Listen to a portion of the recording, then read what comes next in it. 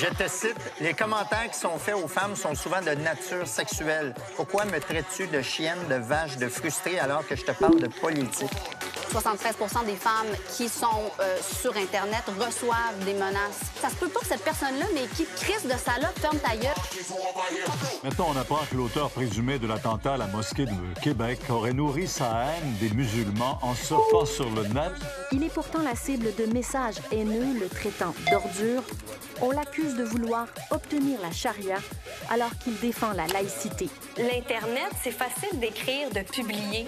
Mais après, on s'excuse, puis ça finit là. Aller sur la place publique, dénoncer ces gens-là, moi, je suis très contente de l'avoir fait parce qu'aujourd'hui, ça a des conséquences. La jurisprudence en matière de crimes haineux sur Internet, c'est relativement récent.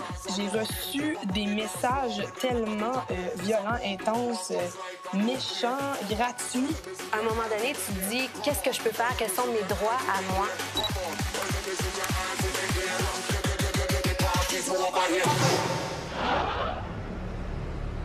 En 10 ans, les médias sociaux ont révolutionné la notion même de place publique. Au Québec, 5 millions de personnes, soit les 2/3 de la population, ont désormais un compte Facebook. Comme des enfants qui découvrent un nouveau jouet, nous avons d'abord adopté des avatars pour nous envoyer des photos de famille, des blagues, des émoticônes. Les réseaux sociaux sont ensuite devenus des outils d'autopromotion phénoménaux, des moyens permettant de vendre sa salade ou de défendre des idées. À la fois, il y a quelque chose de super libérateur pour monsieur, madame, tout le monde de faire, bien, moi, qui n'ai jamais eu de tribune pour m'exprimer, là, tout d'un coup, chaque page Facebook, chaque compte Twitter devient un média en soi. C'est qui est à l'arrière de son clavier puis qui écrit ça, tu sais? Avec le temps, une sous-espèce d'usagers est apparue en ligne qu'on a baptisée les trolls.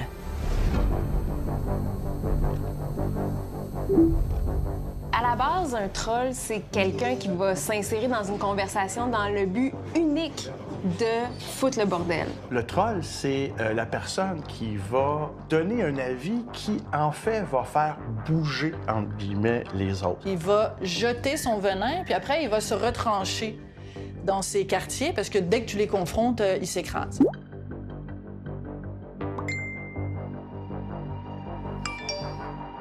Est-ce que toi, tu as déjà été un troll? Prêt d'être un troll? Est-ce que tu as déjà joué dans ces zones-là? Sûrement. Oh oui. Chacun peut devenir un troll. Ce qui était un mot assez confidentiel, un concept confidentiel, est maintenant connu de tout le monde.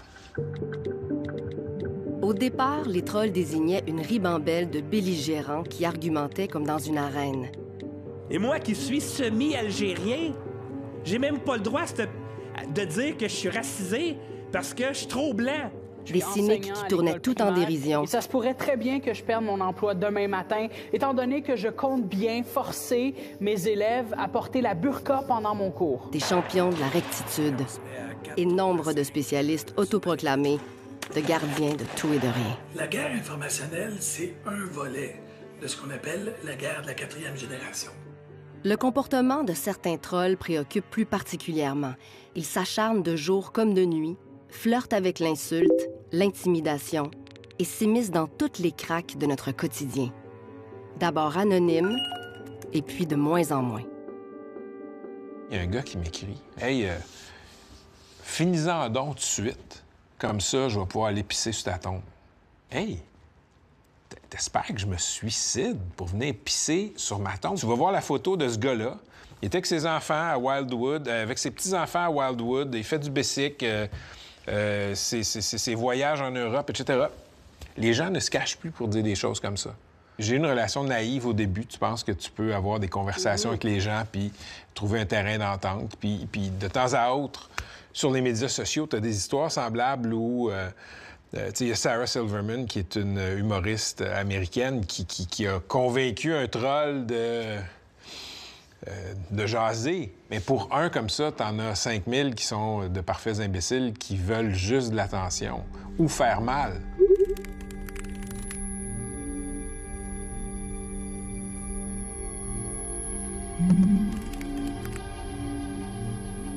Te dire que ce que les gens disent de moi sur les médias sociaux, je m'en torche, c'est pas vrai.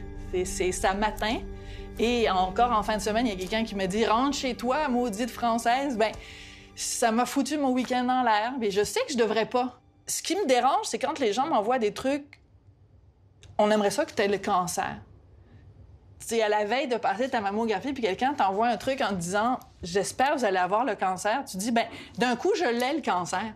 Ça va-tu vous rendre heureuse, madame, que je l'ai le cancer parce que vous n'avez pas aimé l'article que j'ai écrit? » Je pense qu'on sous-estime la colère de certaines personnes dans la société qui sont frustrées, qui ont une vie personnelle qui n'est pas le fun.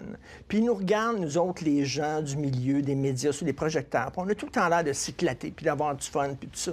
Je peux fort bien comprendre une frustration de ces gens-là qui, à un moment donné, quand ils sont dans leur sous-sol, devant leur ordinateur, ventilent.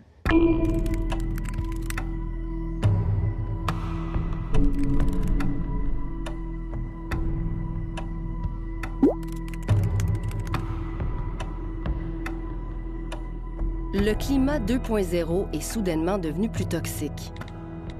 L'ONU estime, par exemple, que près des 3/4 des femmes qui utilisent l'Internet ont déjà été confrontées d'une manière ou d'une autre à des violences en ligne.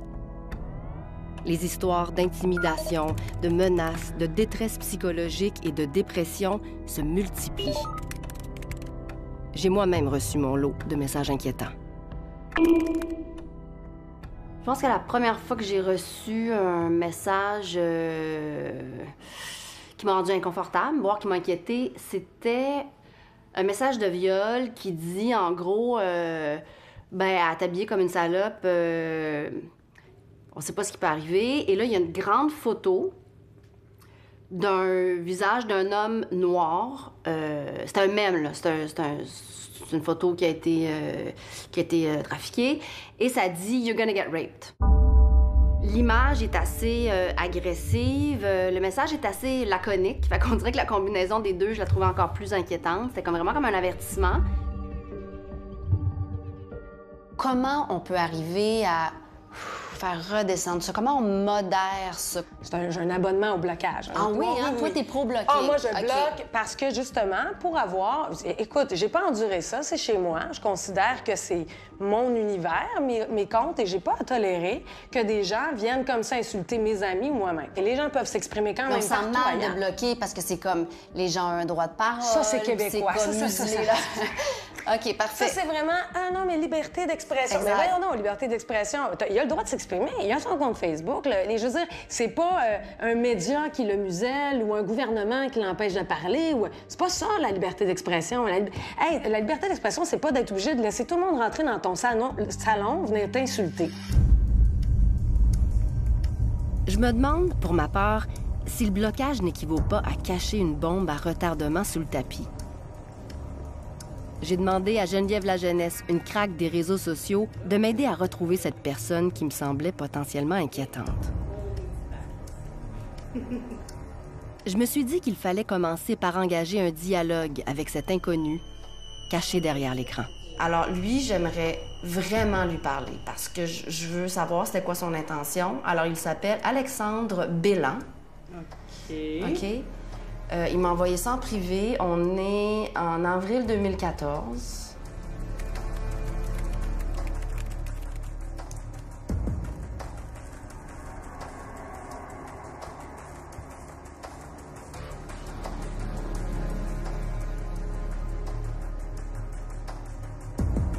Wow, il y a quand même beaucoup de choses, là! Je suis partie de notre personne, notre Alexandre Bélan. J'ai regardé toutes les interactions qu'il y avait eu sur son profil Facebook. Il y a beaucoup de gens qui habitent dans la même région, la région de Québec. Donc, il a probablement séjourné pendant un temps là. C'est 2 photos de profil, rien à faire. C'est des photos uniques. Donc, il y a des bonnes chances que ce soit la sienne? Ça a des bonnes chances d'être lui. OK. J'ai déjà sa date de naissance, puis plein d'adresses qu'il a utilisées auparavant. Puis j'ai retrouvé des identifiants qui vont probablement me permettre, après un petit peu plus de grattage, d'aller chercher, d'aller trouver une adresse courriel personnelle. Ah oui, je pense qu'on va être capable de le retracer. Oui.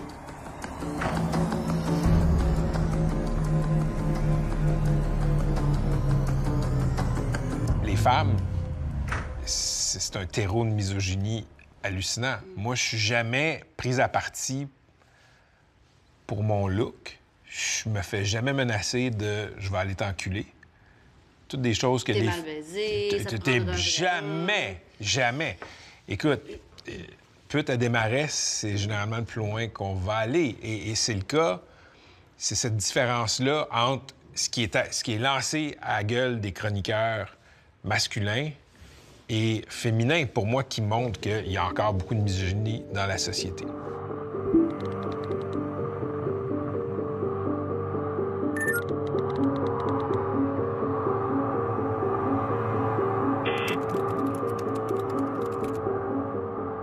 Est-ce que le fait d'être une femme change quelque chose dans les rapports qu'on a en ligne? Oh, c'est clair que oui. Le fait d'être une femme influence très clairement le type d'insultes qu'on va recevoir en ligne. Bien sûr, les hommes, eux aussi, vont se faire dire des choses pas très gentilles sur les réseaux sociaux. Mais est-ce qu'ils vont recevoir des appels au viol? Est-ce que ça va être des insultes qui les attaquent sur leur physique avant leurs idées ou qui les réduit à leur physique? Ou qui leur fait peur? Qui sont menaçants? Qui sont menaçants physiquement également. Des insultes qui tablent sur le fait qu'ils sont un homme, là. Je pense pas que les hommes en reçoivent autant que les femmes en reçoivent. Mais après, est-ce que ça, c'est une création des réseaux sociaux? Mais non, c'est à l'image d'oppression et d'inégalité, de préjugés qui existent ailleurs dans la société, bien en amont de l'existence des réseaux sociaux, mais qui, sur les réseaux sociaux, trouvent un canal d'expression alors que c'est socialement inacceptable de le faire en face.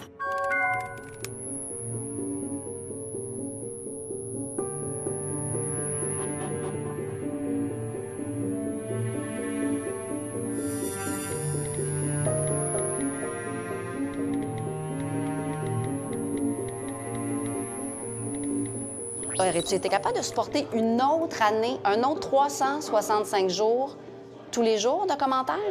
Ben non, la raison pour laquelle j'ai lâché ma chronique, c'est que j'étais plus capable. J'aurais pas pu continuer. C'était pas possible.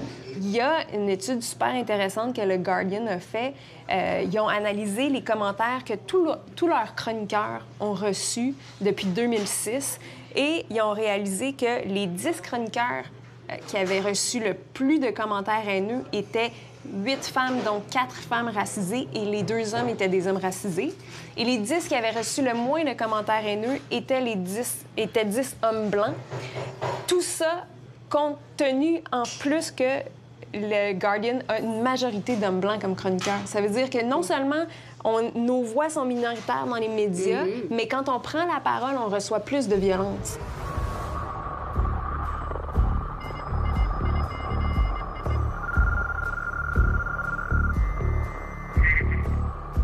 Alex Bellan, qui m'avait envoyé, donc, il y a quelque temps, un message inquiétant. Il était notamment question de viol potentiel. Fait que finalement, ce que je comprends, c'est que c'est assez facile de retracer quelqu'un qui fait des commentaires haineux, menaçants, harcelants. Ils sont pas à l'abri de quoi que ce soit, là. Non, en fait, là, c'est aussi... Je dirais que c'est peut-être même plus facile que si quelqu'un mettait dans un centre commercial une affiche anonyme. Parce que dans ce cas-ci, on a des traces numériques. Et les traces numériques nous permettent de remonter la rivière jusqu'à la personne. Toi, tu es allé au bout de ce que tu peux faire informatiquement parlant. Oui, sans parler à des humains. Ça a été transmis à mon équipe de recherche qui a fait des démarches. Ils ont trouvé un ami commun, donc avec ce Alex Bellan-là. Ils ont réussi par cette personne-là à trouver un numéro de téléphone. On l'a appelé. À la suite de ça, il y a eu un échange de courriel. Et voici donc sa décision finale qui est arrivée il y a 3 jours. Bonjour, je vous écris pour vous informer de ma décision. Après réflexion, je vais devoir décliner votre proposition. Si celle-ci m'avait été offerte au moment où j'ai tenu ces propos, j'aurais sauté sur cette chance car j'avais soif de débattre, d'échanger, de me faire entendre. À présent, ce n'est plus le cas, malheureusement. Il me reste... Alexandre Bellan a peut-être compris la gravité du message qu'il m'avait envoyé. Il n'a cependant pas eu le courage de défendre son geste ni d'admettre son erreur. La balloune du troll se dégonfle vite lorsqu'on s'adresse à lui directement dans la vraie vie. Mais ça ne suffit pas pour me rassurer. J'aimerais pouvoir discuter avec les fameux Monsieur, Madame, tout le monde pour comprendre ce qui les pousse à dépasser les bornes lorsqu'ils sont seuls avec leur clavier.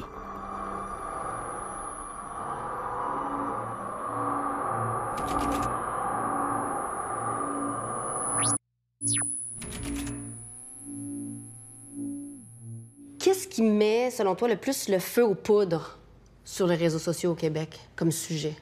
Je suis obligé de dire que dans les dernières années, l'enjeu qui a le plus mis le feu aux poudres, c'est les enjeux liés à la diversité, à l'inclusion, à la discrimination, au racisme. C'est ça. Moi, de ce que je constate, c'est là que ça pète. Ça a commencé en 2007-2008 avec le débat sur les accommodements raisonnables. Il y a eu le moment du débat sur la Charte des valeurs. Qu'est-ce que ça dit de notre Québec que ce soit ça qui crée le plus ou qui attise la colère le plus? Je sais pas si c'est propre au Québec. Je pense que si on demandait à des gens en France, aux États-Unis ou en Angleterre, je pense qu'on pourrait avoir des réponses semblables. Les enjeux identitaires, puis là, je l'entends au sens très large, c'est des enjeux qui viennent chercher les gens profondément.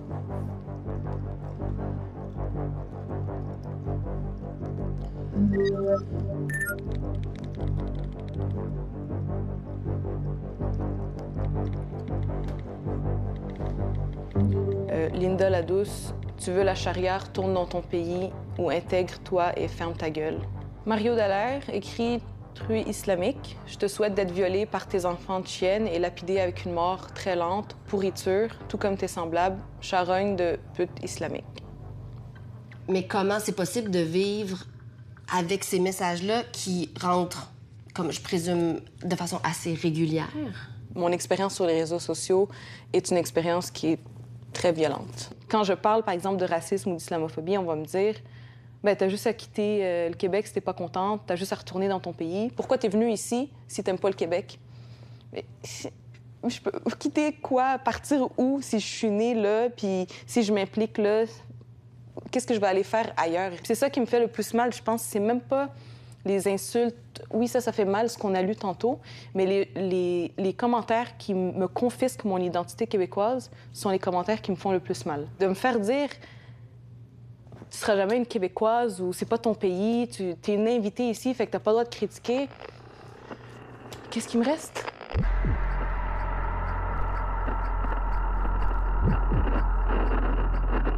Aaron Voisy est de toutes les tribunes. Des internautes ont appelé à lui mettre une balle entre les yeux, puis, tout récemment, à sa pendaison. Et il y a quelques jours, à son exécution. C'est même plus de l'islamophobie, hein, c'est une hystérie totale qui entoure les personnes des communautés musulmanes qui osent prendre la parole publique pour l'égalité et la liberté. Des appels à déportation, des mots très très violents, des sacres, etc. Il doit y en avoir peut-être 15-20 000 par an. 15-20 000 par an? Oui, 15, ouais. On nous compare à des parasites, à des coquerelles. Est-ce que c'est le poids du nombre qui fait que ça devient épeurant, peut-être même terrifiant? Ou est-ce que ce sont, quand on se met à recevoir des messages de mort ou parce qu'il y a eu... J'aimerais ça te tirer une balle entre les deux yeux. Il y en a eu plusieurs, comme ça, des menaces de mort claires. Bon. C'est allé crescendo. La première fois que je suis allé à la police, c'était quelqu'un qui disait que la seule solution contre M. Boisy, c'était la guerre civile. Et la réponse d'une autre personne, c'était « je vais t'aider ». Et c'était dans une marée de haine. Bon, donc je suis allé à la police et pour leur dire « ben voilà, il y a cette personne qui me traite de coquerelle, cette personne qui me traite de rat, etc. » Et la police, la première réaction, ça a été « mais ça, c'est pas grave, nous, on nous traite bien de chiens ». Et là, je lui ai répondu gentiment que quitte à choisir un animal, je préférais être le meilleur ami de l'homme que des animaux qu'on a le droit d'exterminer. Je lui ai dit, mais il parle de guerre civile. Il m'a dit, oui, il parle de guerre civile, c'est pas une menace. Et là, je lui ai dit, mais écoutez, dans une guerre civile, les gens meurent. Il y a des morts dans une guerre civile. Donc moi, je vois ça comme une menace. Et donc, j'ai décidé de faire une sortie publique pour alerter l'opinion publique sur ce qui s'est passé. Un mois plus tard, je reçois un appel de la police qui me dit « Mais Monsieur Boisy, on voit que vous continuez à donner des conférences publiques toutes les semaines, donc vous ne devez pas avoir peur des menaces que vous avez reçues. » Et là, je me suis dit, mais imaginons, c'est à peu près comme si une femme qui va poser plainte contre une agression sexuelle et on lui dit, oui, mais vous continuez à sortir en mini-jupe.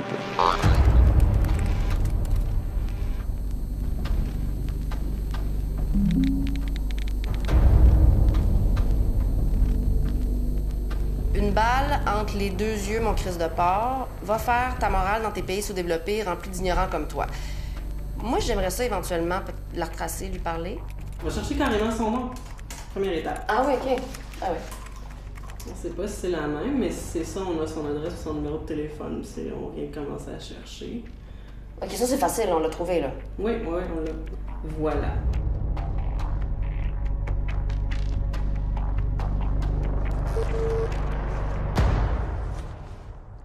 Oui, bonjour. Est-ce que je pourrais parler avec Madame s'il vous plaît? C'est moi-même. Oui, bonjour. Mon nom est Pénélope McQuaid. Je travaille pour un documentaire en ce moment à Télé-Québec concernant les conversations qu'on a sur les réseaux sociaux. Ouais, ça va pas revenir, ça encore. Ben, c'est parce que là, on essaie d'aller un peu plus en profondeur sur cette question-là. Qu'est-ce qui vous a motivé, vous, à écrire certains de ces commentaires-là qui sont peut-être un peu problématiques? Suivre les autres. La stupidité de suivre les autres. C'est vrai? Donc, des fois, on est bête. Puis, moi, je venais de vivre le deuil de mon fils, tout ça. Puis, t'as la rage, t'as ça. Moi, je devais aller en France. J'ai une sœur, qui vit en France. Puis là, ben, il y avait eu la fin du terrorisme. Tu voyais des commentaires, ben, on veut toujours se croire plus fine que les autres, là. Ben, t'en mets un peu plus. Sans t'apercevoir que t'as été un peu trop loin. Inquiétez-vous pas, je me suis fait parler dans le casque par il y a une madame de la police qui m'avait appelé. Mais c'est parce que tu t'aperçois, ça faisait pas longtemps que j'avais un ordinateur. Maintenant, moi, l'ordinateur me sert, je joue à mes jeux puis tout ça. Parce que vous savez que la page sur laquelle vous avez fait votre commentaire est une association pour la laïcité. Donc, c'est vraiment... Non, je connais rien là-dedans, moi. Je savais même pas, je vous ai dit, j'ai suivi le troupeau. Est-ce que ça a changé votre opinion? Parce que vous sembliez à l'époque avoir une certaine... Et je suis moi-même immigrante. Comment je peux me permettre de juger les immigrants? Je suis frappée par le fait que ceux qui écrivent des choses monstrueuses, racistes ou misogynes peuvent s'avérer plutôt inoffensifs en personne, voire même sympathiques ou candides. Il me semble que ceux que j'ai rencontrés peuvent ressembler à mes voisins ou à des membres de ma famille, comme si un voile propre à l'Internet nous permettait d'adopter des discours ou des attitudes désinhibées lorsqu'on est en ligne. Tu sais, avant, là, toi puis moi, on discute, là, je te parle à toi, tu me réponds à moi. Là, maintenant, à chaque fois qu'on a un échange public ou que je publie sur puis qu'on a un échange dans les commentaires, c'est de la communication spectacle. Alors, en fait, c'est pas juste à toi que je parle. C'est à mon audience. C'est peut-être même en priorité. Puis quand tu viens commenter, on dirait plus. Exactement. C'est pas à moi que tu viens parler. C'est à ton audience, à toi. Fait que je pense que ça contribue à cette espèce de phénomène de radicalisation des camps, où les gens se permettent d'être extrêmes, mais ils le sont parce qu'ils sont en train de nourrir une audience puis de nourrir une forme de spectacle, en quelque sorte.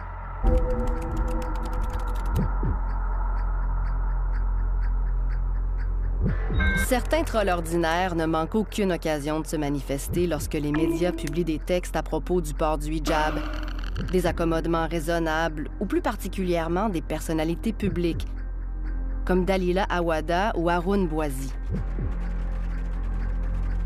J'ai demandé à Geneviève de localiser un certain Pierre Dion, qui publie des messages particulièrement salés.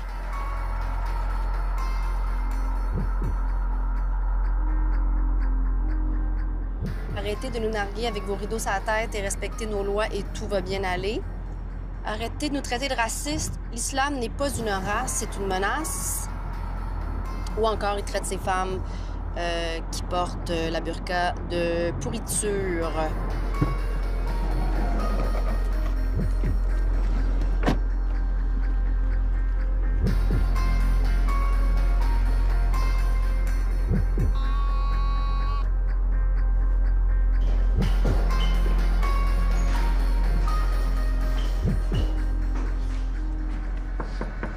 Bonjour.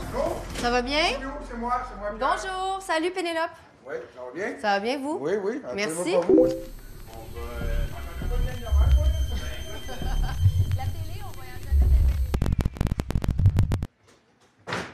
On voit que tu es très actif, tu publies beaucoup de choses sur ta page. Puis je voudrais savoir, toi, à quoi ça te sert, ta page Facebook ou les réseaux sociaux? À quoi ça te sert? Ben, m'exprimer.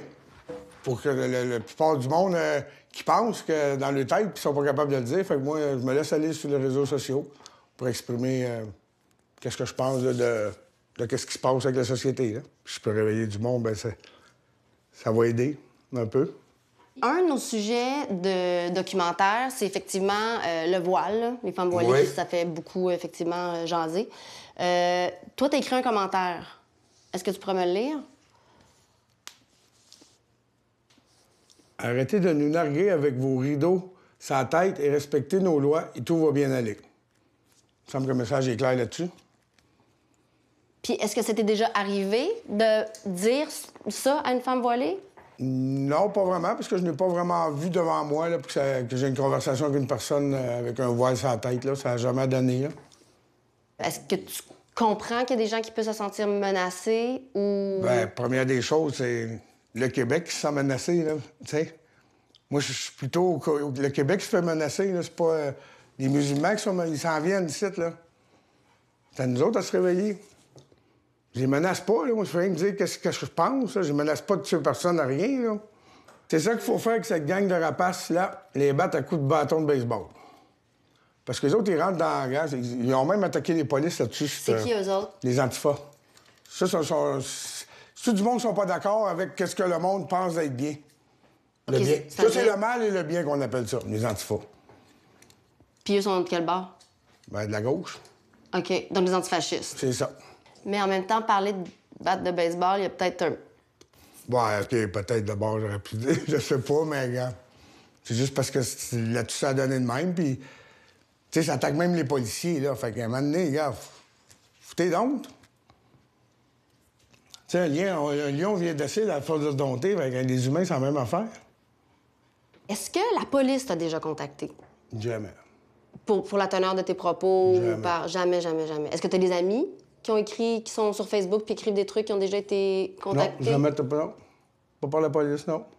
Je me suis fait bloquer, moi, il y a 2 semaines, la semaine passée, là, je me suis fait bloquer 3 jours, puis 24 heures de journée. Par Facebook? Ouais. Pourquoi? Ben, il m'a envoyé des affaires que j'ai mises sur les musulmans. Comment faire en sorte de juste faire baisser la tension, puis comment on peut-tu arriver à se parler entre nous, tu sais? Quand on les rencontre, on les connaît, on voit des visages humains derrière, on voit la réalité ils ont de la misère à payer leur épicerie comme tout le monde, il faut qu'ils fassent vivre leur enfant comme tout le monde. T'sais, des fois, il y a des valeurs qui nous rappent, qu'on pense qu'on est bien séparés. Finalement, on se rend compte qu'on n'est peut-être pas si différents que ça, puis on se bat peut-être tous pour les mêmes affaires, tu sais. Ça, c'est vrai.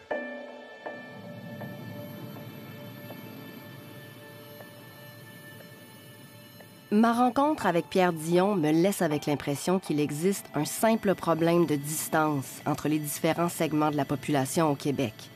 Et il me semble que le phénomène du réseautage sur le web contribue paradoxalement à nous éloigner les uns des autres encore plus. Le fait qu'on est dans des espèces de chambres à écho sur les réseaux sociaux, ou est-ce qu'on est enfermé avec plein de gens qui pensent comme nous, qui disent les mêmes choses que nous, à cause que les algorithmes filtrent les contenus, alors ça permet à des idées radicales, d'un bord comme de l'autre, d'émerger puis d'avoir des communautés qui les soutiennent. C'est ce que j'appelle une espèce de phénomène de radicalisation des camps. Puis le danger avec ça, c'est qu'on devient toutes des jeux. Puis le nous, il se perd complètement là-dedans. Moi, j'ai le droit de dire ça. C'est mon opinion. Il y a aussi un isolement de pensée à l'intérieur de cette immensité qu'est l'Internet. Tu sais, on peut rétrécir, tu sais, que notre vision rétrécisse. C'est quand même assez fascinant qu'un outil comme Internet qui est fait pour faire exploser toutes les limites de ce qu'on peut penser est en train de nous créer des petites boîtes. Comment on va faire après pour faire rencontrer des points de vue si différents? J'ai une pensée pour les chroniqueurs de nos grands médias, désormais très présents sur les réseaux sociaux et souvent lus par les franges les plus vulnérables de la population. Il me semble que les intellectuels ont la responsabilité d'éclairer leur société. Et je ne suis pas certaine que tout le monde fasse bien sa job en ces matières. Ça fonctionne au like. On le sait que les gens lisent le titre, puis si on est chanceux, le premier paragraphe. Puis il faut que ça circule, il faut que ça accroche, il faut que ça choque, le clickbait, le ci, ça. Vous n'êtes pas à l'abri de ça. Si je veux avoir du clic puis du like, là, je vais écrire sur les burqas, puis je vais écrire sur le hijab, puis je vais écrire sur la viande halal. Moi, d'en avoir un maudit des clics. Est-ce que je fais avancer quoi que ce soit? Je te dis pas qu'écrire là-dessus, ça fait pas avancer. Je te dis que de toutes les chroniques que je peux lire là-dessus, il y en a peut-être 2 % qu'il faut avancer quoi que ce soit. Mais tu as du clic, puis tu génères du buzz. Probablement que tu ne le sais même pas, là, mais que de 2008 à 2011, tu as près de la moitié des chroniques du Journal de Montréal sur l'islam et les musulmans, c'est toi qui les as écrites, et que sur 2184 chroniques écrites au cours des années, tu en as consacré 438 aux problèmes musulmans ou islamistes. Mais qu'est-ce qu'il y a eu pendant cette période-là? Il y a eu peut-être Bouchard-Taylor, il y a eu la Charte des valeurs, on en a parlé. Je critique l'islamisme, mais j'en suis très fier et je vais le faire régulièrement jusqu'à ma mort parce que je déteste les intégristes religieux, parce que c'est des gens qui sont contre les femmes et contre les gays, généralement. Et c'est pas les musulmans, c'est les islamistes. Donc, je vais toujours pourfendre les islamistes. Mais là, si quelqu'un arrive dans une mosquée et tue des musulmans, je me sentirais pas responsable, je suis désolé. C'est pas contre les musulmans que j'écrivais, c'est contre des islamistes qui est une infime, c'est une minorité. Puis là, après ça, tu rencontres quelqu'un qui dit « Martineau, je pense comme toi, les maudits immigrants, j'en veux pas. » Il y a une fois à Québec, dans la rue de Québec, il y a un gars qui m'a dit ça, il était à l'autre bord de la rue, c'est la rue Saint-Jean, là. « Martineau, je suis comme toi, les creuses immigrants, j'en veux pas. » Écoute, je suis en train de... Je capotais, là. Il y a 53 % d'analphabètes fonctionnels au Québec. Il faut se rappeler ça. 53 % de gens qui lisent des textes, mais qui ne comprennent pas. C'est plus que la moitié. Mais il y a une responsabilité, puis il y a quelque chose que tu ne contrôles pas. C'est ce que tes textes provoquent comme conversation qui, après ça, peut, par la bande, attiser la haine. Trudeau, t'es rien qu'un hostie d'incompétent. Toi, t'es pas né avec la cuillère dans la gueule d'argent, si t'es né avec la cuillère d'argent dans le cul, man. J'en ai vraiment plein le cul. Les politiciens sont une autre cible de choix des trolls. Josée Rivard est une vlogueuse de Saint-Lin-Laurentide qui était tout ce qu'il y a de plus anonyme avant l'arrivée des réseaux sociaux. Mais elle est vite devenue l'une des vedettes locales du web. Hortel, avec ses idées, on va faire rentrer plus d'immigrants, on va donner des emplois. Tabarnak, donne donc des emplois aux Québécois qui n'en ont pas, là. Les islamo-fascistes, là, ils savent que vous êtes des hosties de mitaines. Elle ne se définit pas comme une troll, mais elle correspond pourtant à la définition. Josée Rivard crée beaucoup de mouvements, des centaines de milliers de visionnements lorsqu'elle intervient en ligne. J'ai aussi demandé à Geneviève de la retrouver. Au lieu de dire des niaiseries contre Trump, regardez tout ce que Trump réalise en ce moment. Puis il n'est pas plus raciste qu'un autre. Bonne journée, c'est le monde. Oh. Bon, ma petite Jo, qu'est-ce que t'as de l'air? J'ai été déjà rencontrée par la police d'Ottawa. Le policier me dit « Non, madame, inquiétez-vous pas, là, on n'a aucune charge sur vous, contre vous, là. » J'ai dit « Il dit, on veut évaluer votre degré de haine envers Trudeau. » Ben j'ai dit « Regarde, j'ai dit, je l'haïs, mais j'ai dit, si je fais des vidéos comme ça, c'est pour éviter une guerre. Je vais essayer de réveiller, secouer des consciences le plus possible. » Mais j'ai dit, mettons que s'il arrivait de quoi à Trudeau, là, je vais peut-être être la première à sortir les clowns puis les ballons. Parce que si on regarde dans quel état qu'on est rendu, là... Mais j'ai dit, c'est pas moi qui va passer à l'acte, je suis pas une violente pour CSN. C'est nous autres, dans nos poches, que vous prenez l'argent. On n'a pas le droit de dire un crisse de mots. J'avoue que quand je fais des crises de colère, puis je sac, puis je me crainte, là, ça fait tellement de bien après, là. C'est comme si je venais de faire une thérapie, là, tu sais. Mais j'en ai plus le cul de ce manque de justice-là. Vous travaillez pour nous autres, asti. Ça va faire, tabarnak! Mais après un bon bout de temps, j'ai de la misère à aller revoir ces vidéos-là, puis je fais comme... Ça n'a pas de sens que j'aille enregistrer ça. Mais ça a un impact. Tu vois, celui-là, il était à 1 million de vues sur YouTube, sur Facebook. Puis là, il est rendu à 3500 vues sur YouTube.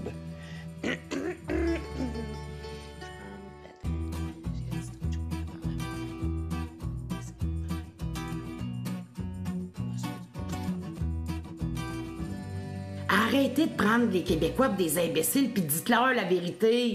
On n'aura jamais un président de même ici.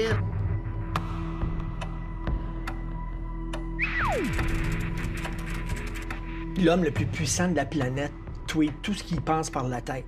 On a le troll en chef là, qui est là, qui est dans la Maison-Blanche. T'imagines la bénédiction qu'il donne à tout ce monde-là?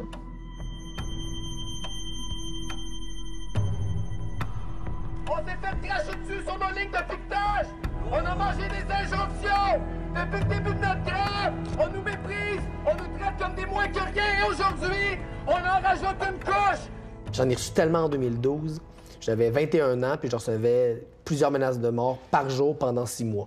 Donc, ça a comme eu l'effet, je pense, d'un vaccin qui fait en sorte que maintenant, quand ça m'arrive, je peux pas dire que c'est quelque chose qui m'inquiète beaucoup. C'est devenu... banal pour moi. Honnêtement, j'ai l'impression que ce qui a changé par rapport à aujourd'hui, c'est...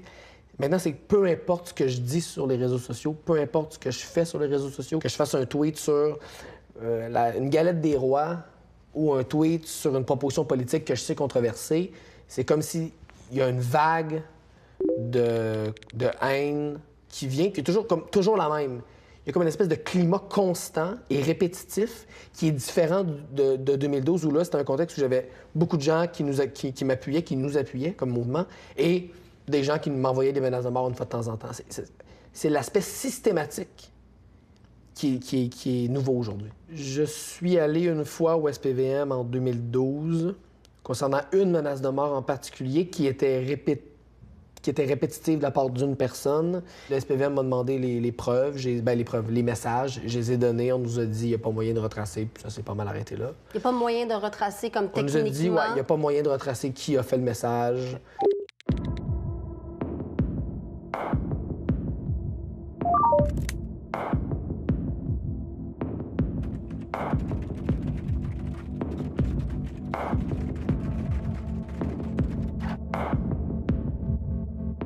À quel moment la diffamation et les injures proférées derrière un écran sont-elles considérées par les autorités comme de potentielles menaces?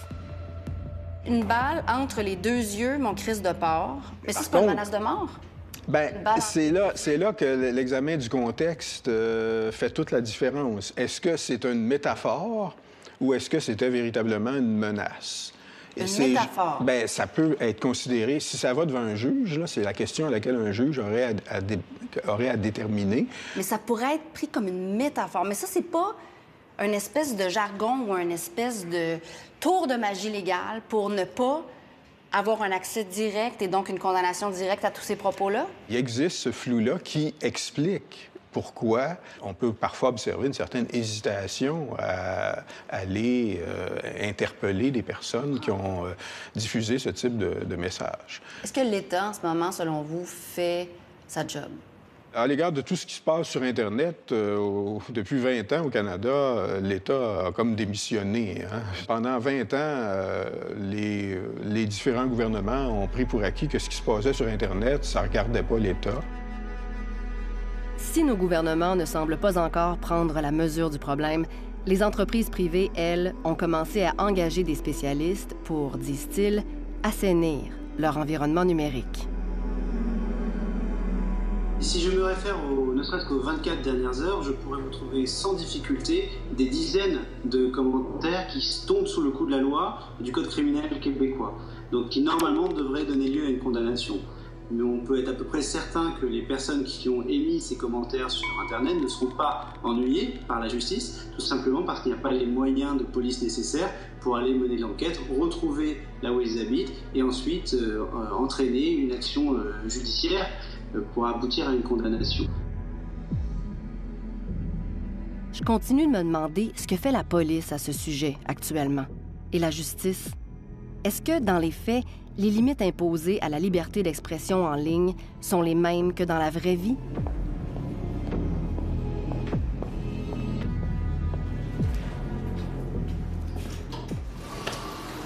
Bonjour. Il y a beaucoup de gens qui se sont rendus dans un poste de police avec des inquiétudes, des peurs réelles, et qui se sont fait renvoyer chez eux et dire plus tard, on ne peut pas retracer, on ne sait pas, On a perdu les logs Facebook, ça s'est effacé. Parce que c'est sûr qu'entre une forme de violence et la menace de mort telle qu'elle est indiquée dans le code criminel puis qui permet d'agir, il y a tout un flou, là. Exact. C'est une infraction qui est grise. Hein? On croit parfois que j'ai été victime de menaces, mais parfois, c'est des propos qui sont malveillants envers moi. Exemple, la personne utilise des propos diffamatoires envers moi, mais qui ne sont pas des menaces au sens criminel. Ça, c'est une première chose. Donc, c'est les propos dans le contexte, donc, doivent être analysés puis vérifiés.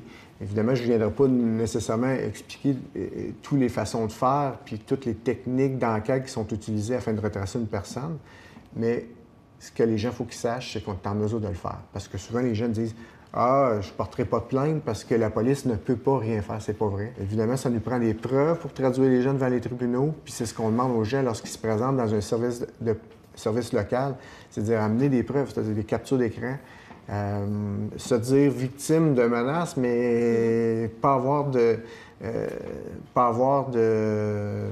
d'effet tangible.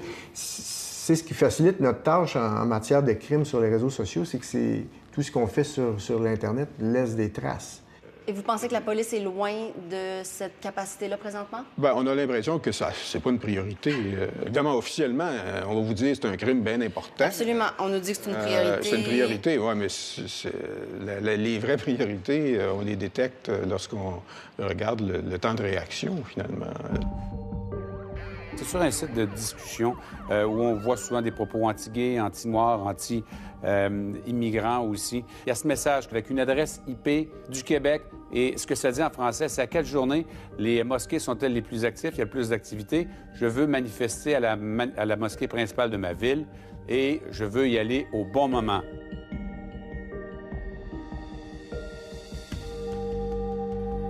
Avant que quelqu'un sur Internet commette un crime, il se peut qu'il y ait plein de drapeaux rouges qui se soient levés.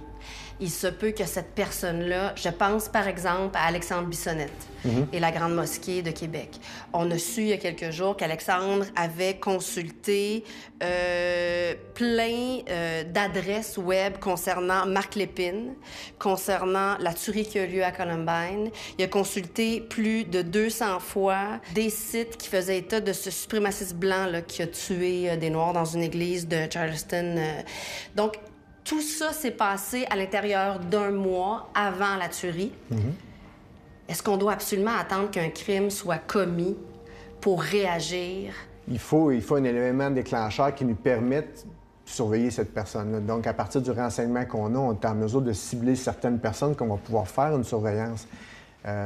Sauf qu'il y a également l'échange qu'on a avec les divers gestionnaires de réseaux sociaux qui nous amènent à cibler certaines personnes. Par contre, normalement, lorsqu'on contacte les gens, c'est parce qu'ils ont commis une infraction. Par contre, il y a certains dossiers où nos policiers vont faire des approches auprès de ces personnes-là pour justement les aviser que leurs propos pourraient être considérés comme des menaces au sens du code criminel.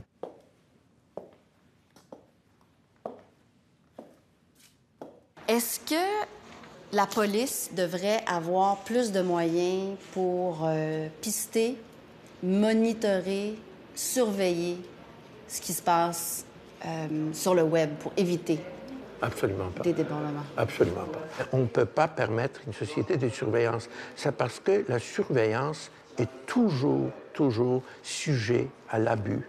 L'Internet, ce n'est pas une source de responsabilité, c'est juste un instrument comme un autre, comme un journal. Mais on ne devrait pas être responsable avec l'Internet comme on l'est avec notre voiture, comme on l'est avec oui, des armes, comme on de la l'est même avec... façon, mais pas autrement. Ça ne crée pas de nouveaux crimes. C'est un instrument qui permet énormément de dommages à cause de la rapidité et du nombre de gens. Le harcèlement, la diffamation, c'est la même chose sur l'Internet que dans d'autres moyens. Mais les effets sont beaucoup plus graves. Donc, je pense que ça se punit plus sévèrement en termes de dommages, possiblement en termes de sentence si c'est criminel, si c'est un harcèlement criminel, tout simplement parce que l'effet est dévastateur. Je me range volontiers aux arguments de Julius Gray. On ne veut évidemment pas d'un État qui surveille tout ce que les citoyens disent en ligne. comme l'a mise en lumière l'affaire Snowden aux États-Unis. Mais je constate que dans un monde nouveau, il faut des règles nouvelles. La législation idéale, c'est une législation qui ne crée pas d'inhibition excessive, mais qui garantit le respect de la dignité des personnes. Au moment même où nous tournons ce film, Alexandre Chébert est condamné au criminel à 4 mois de prison pour avoir harcelé des femmes du réseau québécois en études féministes par des messages faisant l'éloge de l'auteur de la tuerie de Polytechnique du genre « Nous te vengerons, ô Marc Lépine », accompagné sur Facebook du mot-clic « Je suis Lépine ». Cette condamnation est une première du genre au pays. Le juge a voulu envoyer un message clair, de dire que ces choses-là, on les prend au sérieux. Et ils font bien, je pense, de le prendre au sérieux parce qu'on ne sait jamais quand ces menaces-là peuvent être avérées, d'une part. Donc, est-ce que ça veut dire que dans le discours judiciaire, les menaces en lien avec des propos misogynes vont être prises au sérieux? Je pense que oui. Moi, je vois ça comme une très bonne nouvelle, en fait, de voir que les mobilisations et le renouveau féministe des dernières années provoque des changements institutionnels concrets et ça, je crois que ça en est la preuve.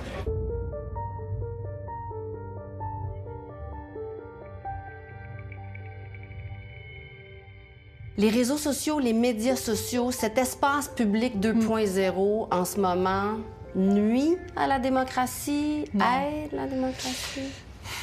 Il reflète la démocratie. C'est-à-dire que c'est le reflet de la société.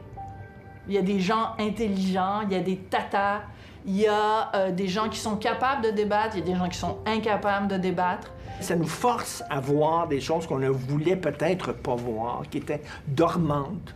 Tu sais, c'était des eaux souterraines en dessous du sol. C'était des égouts. Mais on les voyait pas, les égouts. Mais ça, c'est des égouts à ciel ouvert. Là. Soudainement, là, on voit, excusez-moi, mais des étrons se promenaient, là. Puis on les voyait pas avant, là. C'était dans des tuyaux, puis tout ça. Puis on se promenait, puis on disait, la ville est propre, la ville est pas propre. Puis il y a plein de marde en dessous, puis de draps, puis de fourmis, puis de bébites, puis tout ça, mais on les voyait pas parce qu'il y avait de l'asphalte. Puis ça, c'est comme, ça fait tout remonter, là. Si on regarde et on compare les commentaires des Québécois par rapport aux commentaires des Belges, des Suisses et des Français, donc d'autres populations francophones, je peux vous garantir que le Québécois est généralement un peu plus courtois. Moi, je nous trouve pas si pire que ça au Québec. C'est sûr que pour nous, c'est un gros choc des titans parce que je pense qu'on avait une habitude, disons, depuis peut-être à cause de la religion catholique qui était très présente, de pas se chicaner, de pas parler trop fort, de pas s'insulter, puis de pas se dire des affaires, même si on les pense, qui blessent. On fait pas ça au Québec. Par rapport, par exemple, en Europe, où il y a peut-être plus une culture de on se dit les vraies affaires, puis on se parle fort, puis c'est correct, tu sais. Puis je pense que c'est comme si tout à coup les réseaux sociaux nous avaient comme effacé cette habitude-là d'un seul coup.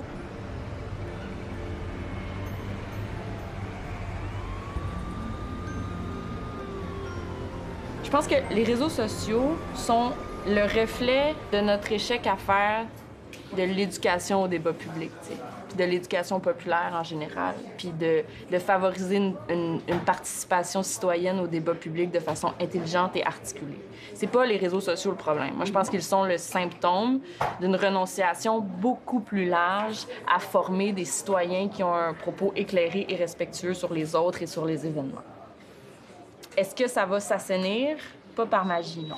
Il va falloir qu'on se prenne un pas de recul puis que dans la vraie vie, là, puis dans nos vraies institutions, on se demande comment ça se fait qu'il y a un fiel qui se répand comme ça sur les réseaux sociaux dès qu'il y a l'occasion de le faire. C'est une nouvelle réalité. Je pense que les sociétés, c'est des bébites qui évoluent lentement. Les médias sociaux, ça fait pas 60 ans que ça existe, là. C'est une nouvelle réalité. Nos institutions politiques, médiatiques, nos lois sont pas à jour. Il faut les mettre à jour. Democracy is messy, tu sais. La démocratie, c'est le bordel. Tout le monde peut dire n'importe quoi. Et au final, même si ça me fait peur, c'est mieux que d'être dans une dictature où tout le monde chante la même chanson sous peine de sanction. Donc, pour moi, ce que tu racontes là, c'est aussi un corollaire de la démocratie. Il faut juste le combattre. Il faut intégrer dans le curriculum des questions comme l'éthique en ligne, comme l'utilisation saine des réseaux sociaux, Je vois pas pourquoi on enseignerait à nos enfants dans les écoles de pas se crier par la tête, mais qu'on leur enseignerait pas aussi de pas s'envoyer paître sur les réseaux sociaux.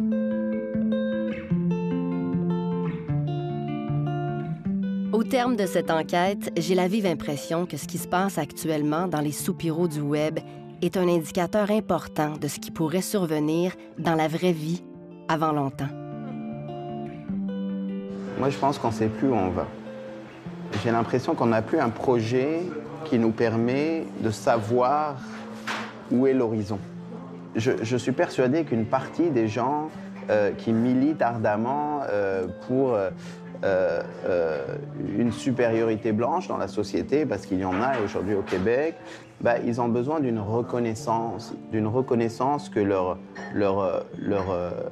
colère existe, qu'elle est légitime.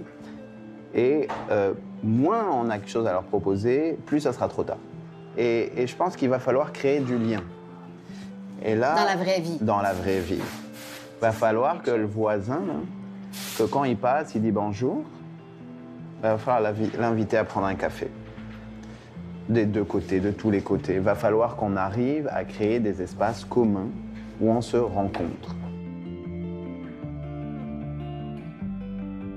Il me semble qu'il y a là une affaire d'État et que le politique devra rapidement se préoccuper de citoyenneté numérique si nous voulons bâtir des ponts et faire du Québec un État qui va au-devant de soucis plus grands.